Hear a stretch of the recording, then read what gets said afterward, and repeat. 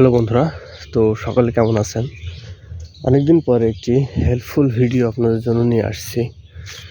আশা করা যায় আজকের ভিডিওটি দেখে যদি এই টিপসটি ফলো করেন, এই গাছটি যদি সঠিক ব্যবহার করেন, তাহলে আপনি ধাতু শক্তি আপনার বৃদ্ধি পাবে।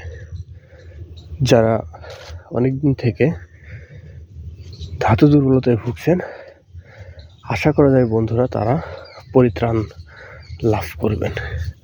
এজন্য অবশ্যই ভিডিওটি কন্টিনিউ করবেন। আর এই গাছটি সব থেকে বেশি পরিমাণে পাওয়া যায় নদীর ধার, পুকুর পাড়, পাকা রাস্তার পাশে, আবাদি ভূমির মধ্যে, আবাদি ভূমির পাশে, জমির আইলে। আমরা এসেছি দুই পাশে ভুট্টা ক্ষেত এবং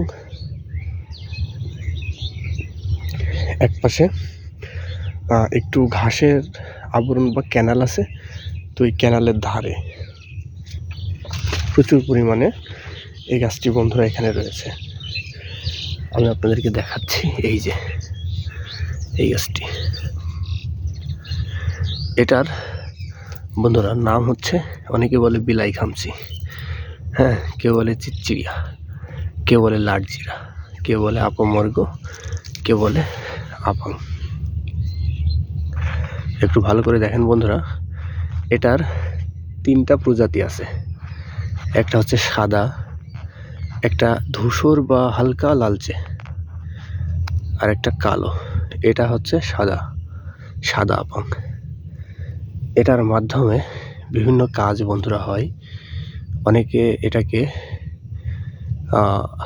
হাজার রোগের মহাঔষধ বা গুরু বলে থাকে। তো এই গাছের শিকড় এক টুকরো নিয়ে আপনি যদি সকালে বাসি পেটে বন্ধুরা খান, তাহলে আপনি উপকার পাবেন। এটা শিকড় পান পাতার মধ্যে দিয়ে চিবিয়ে খাবেন, অথবা রস নিয়ে 1 চামচ রস 1/2 চামচ মধ্যে দিয়ে খাবেন। মাঝে মাঝে ট্রাই করবেন, আশা করা যায় উপকার পাবেন।